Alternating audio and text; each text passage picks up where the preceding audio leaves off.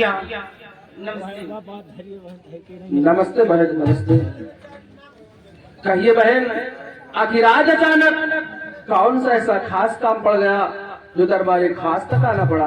भैया आज मैं कुछ कहने के लिए आई हूँ। शौक से कहो मेरी बुढ़िया, आखिर कहना क्या चाहती हो? भैया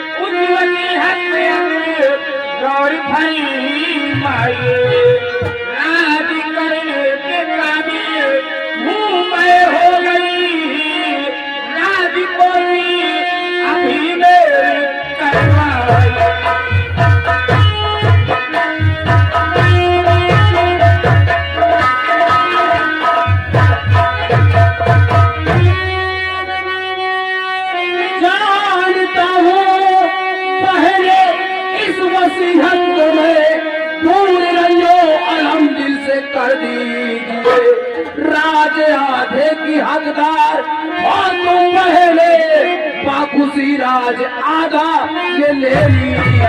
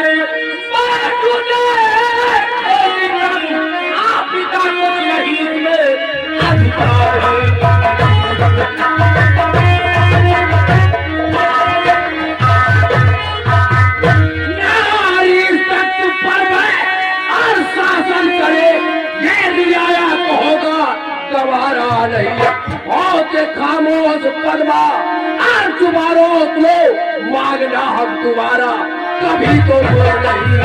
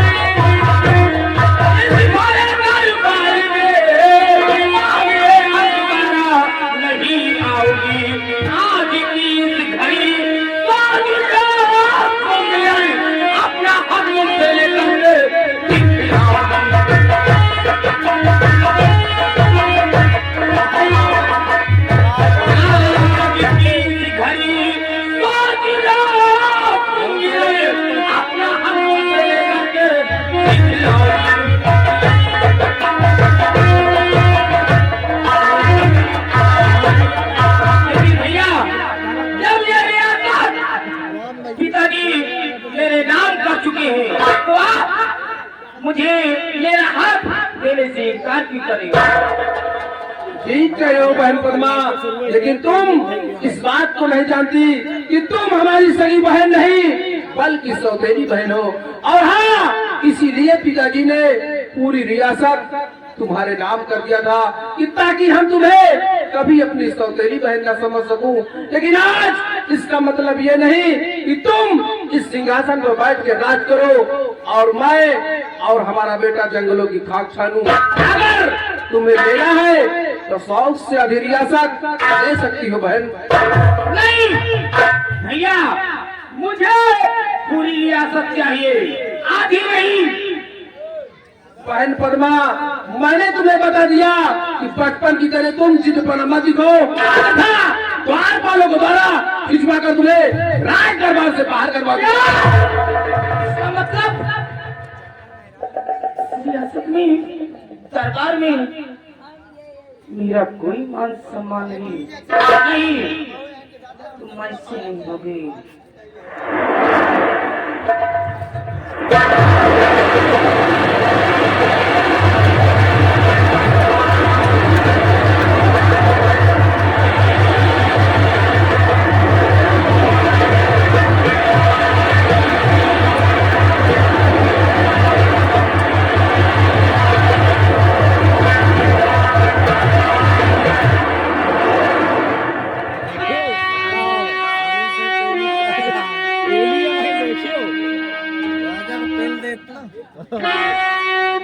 इतने कर्मचारी ने खड़े हैं फेल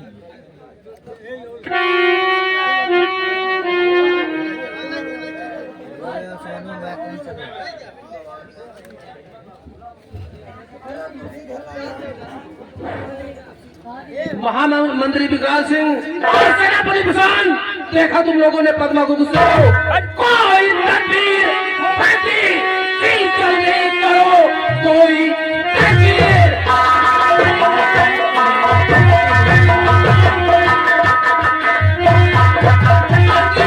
जल्दी करो, रात से मेरी उसकी सफाया करो। ना रहे बांस और ना बजे बांसुरी, खार हम सी रह जा सफाया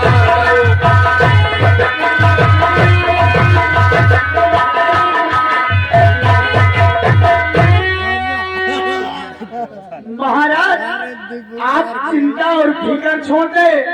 हाँ राजन, आपका हुक्म है, मेरी साया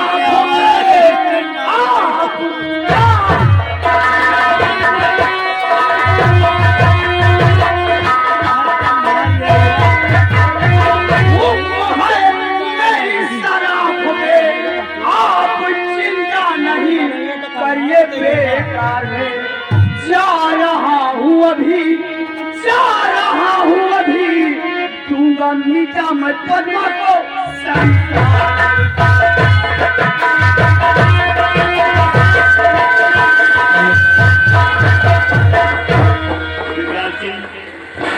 ये हाथ में शमशीर लेकर इस तरह आवेश में कहाँ जा रहे हैं?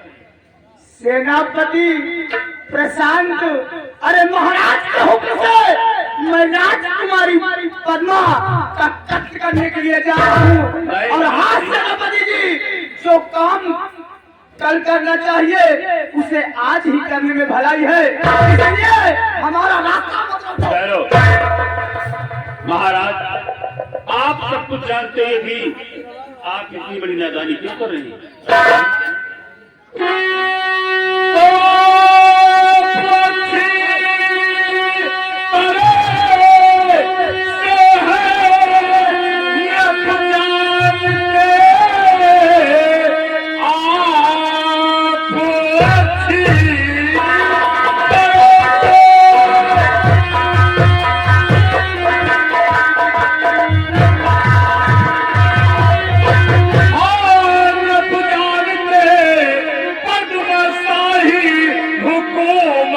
हकदार है, कत्ल करना भी ऐसा वाजिब नहीं, क्योंकि हम सिर यूना गुनहगार है। कत्ल करना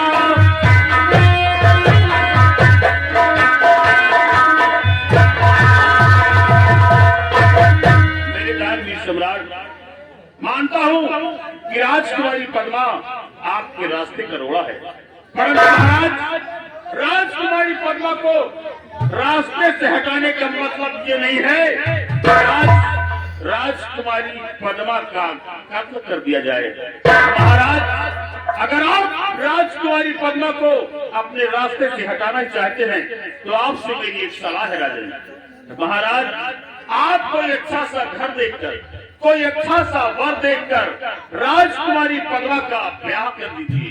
महाराज, जब राजकुमारी पद्मा का ब्याह हो जाएगा, वो किसी दूसरे हुकूमत की हुक्मरानी बन जाएगी और इस ताजो तख्त को इस राज को हमेशा के लिए भूल जाएगी महाराज।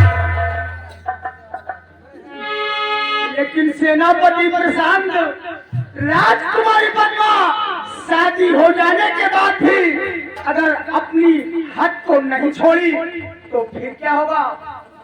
विक्रांत सिंह, अगर शादी के बाद ही राजकुमारी पद्मा ये राज लेने की हट नहीं छोड़ती तो फिर आप लोगों के दिल में जो ऐसो करना नहीं रोकेंगे। महाराज की जय हो। महाराज भरे राज दरबार राजकुमार परवीन आना चाहते हैं महाराज। द्वारपाल, हमारे बेटे राजकुमार प्रवीण को सुरक्षा के साथ लाया जाए। जैसी आज्ञा है महाराज।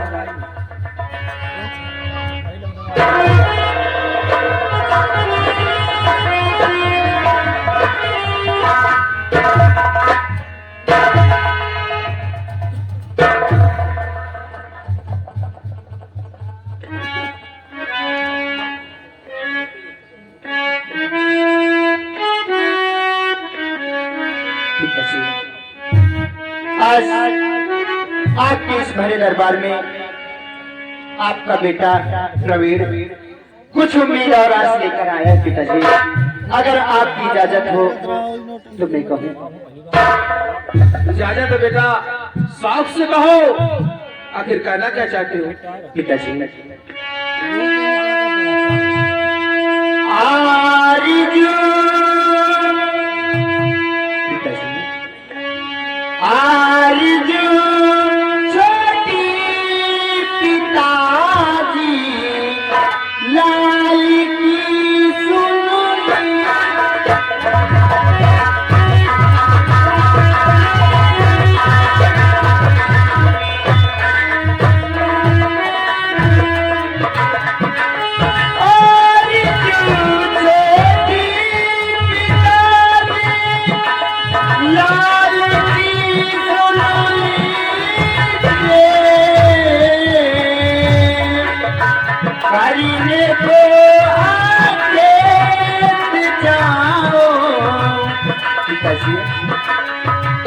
करीने को आके जाओ, आ जाओ मुझको।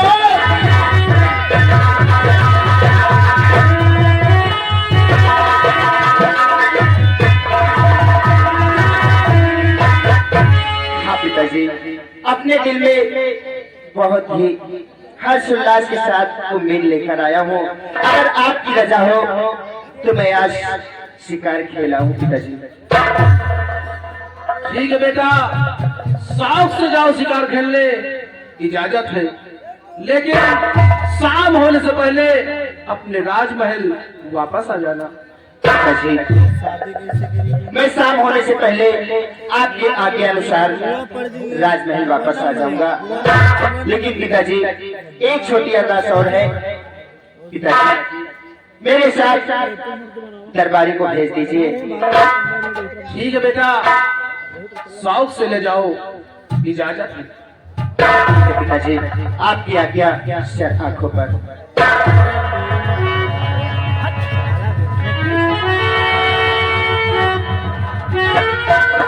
महामंत्री विक्रांत सिंह, जब तक मैं न हुक्म दूं तब तक कोई गलत कदम नहीं उठाना, और सेनापति प्रशांत की बातों का हम सोच समझकर फैसला लेंगे।